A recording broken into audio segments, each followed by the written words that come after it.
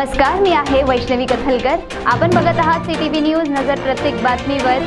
हिंदी आणि मराठी भाषेत बातम्या प्रसारित करणारे जिल्ह्यातील एकमेव channel sponsored by Sukhkarta associates. आणि आता पाहूया ते गेल्या 24 तासातील बातम्या पटापट। चंद्रपूर जिल्ह्यातील मूल तालुक्यातील बोरचांदली येथे गुराख्यांना वाघ दिसल्याने गुराख्यांची एकच तारांबळ उडाली। यातील एक गुराखी बैलाची शेपूट पकडून नदीतून बाहेर निघण्याचा प्रयत्न करत असताना त्याच्या हातून बैलाची शेपूट सुटली आणि तो नदीतील डोहात बुडाला। चंद्रपूर येथून रेस्क्यू टीम घटनास्थळी पोहोचली असून गुराख्याचा शोध घेणे सुरू आहे। राज्य सरकारच्या बहुचर्चित लाडकी बहीण योजनेचा अनेक महिलांना लाभ मिळत आहे आणि त्यातच या योजनेचा लाभ घेऊन काही केंद्र संचालक लाडकी बहीण योजनेअंतर्गत येणारे पैसे स्वतःच्या खिशात घालत असल्याचा प्रकार नांदेड येथे उघडकीस आला आहे। शासनाद्वारे चालवल्या जाणाऱ्या रोजगार हमी योजनेअंतर्गत शेतकऱ्यांचे आधार कार्ड घेऊन ते लाडकी बहीण योजनेअंतर्गत खाडाखोड करून स्वतःच्या खात्यात वर्ग करण्यात आल्याचे निदर्शनास आले आहे। हा प्रकार नांदेड येथे उघडकीस आला असून अन्यत्र सुद्धा हा प्रकार घडत असल्याचे नाकारता येत नाही। चंद्रपूर जिल्ह्याचे पालकमंत्री आणि ज्यांचे विधानसभा क्षेत्र आहे असे सुधीर मुनगंटीवार यांच्या मूल शहरात अस्वच्छतेने कळस गाठला असून ठिकठिकाणी तुंबलेल्या नाल्या, मच्छरांचा हैदोस आणि मोकाट जनावरे यामुळे नागरिकांचे आरोग्य धोक्यात आले आहे।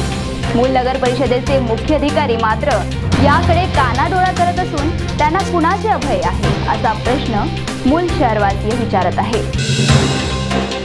ज्यावेळेस काँग्रेसची सत्ता असताना काँग्रेस सरकारमध्ये सामील असलेल्या नारायण राणे, नितेश राणे या पितापुत्रांनी भाजपावर टीका केली होती आणि आता हे पितापुत्र भाजपात गेल्यानंतर त्यांनी काँग्रेसवर आगोपणे सुरू केले आहे आणि गेल्या काही महिन्यांमध्ये सातत्याने नितेश राणे यांनी धार्मिक तेढ निर्माण व्हावी असे वादग्रस्त वक्तव्य केले आहे। काल अचलपुरात आले असताना त्यांनी पुन्हा एकदा वादग्रस्त वक्तव्य करून गरळ ओकली आणि याबाबत त्यांची तक्रार पोलीस ठाण्यात करण्यात आली।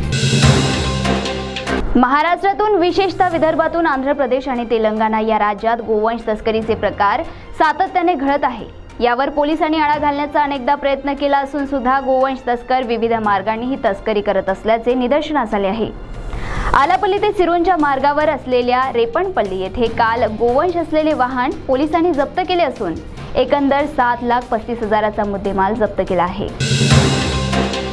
विधानसभा निवडणुका तोंडावर असताना सर्वच ठिकाणी नेते आणि आमदार, मंत्री सक्रिय झाले असून गडचिरोली जिल्ह्यातील सिरोंचा विभागात आदिवासी वसतिगृहात दिसणारी अस्वच्छता आणि राज्य सरकारतर्फे राबवल्या जाणाऱ्या स्वच्छता सप्ताहाची पोलखोल करणारी घटना उघडकीस आली।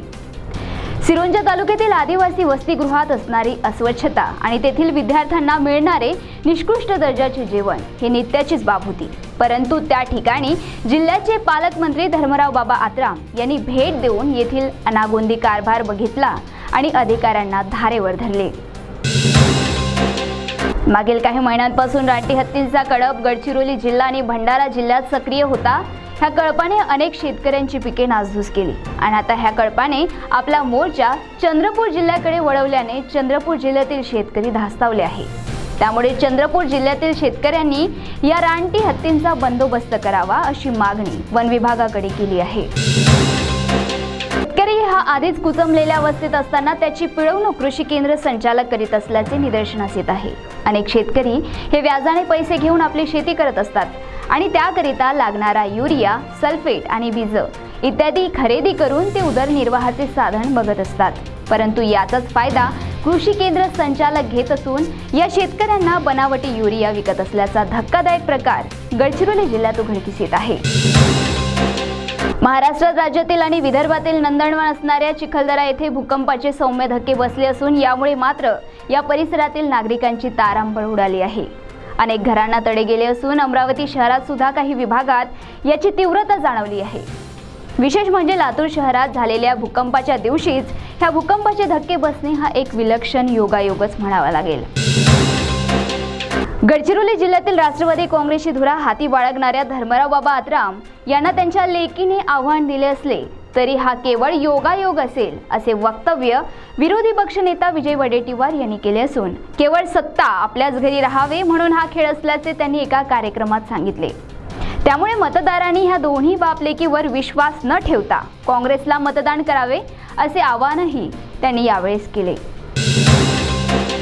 तर या होत्याच्या पटापट बातम्या. लवकरच भेटूया पुन्हा काही नव्या बातम्यांसह.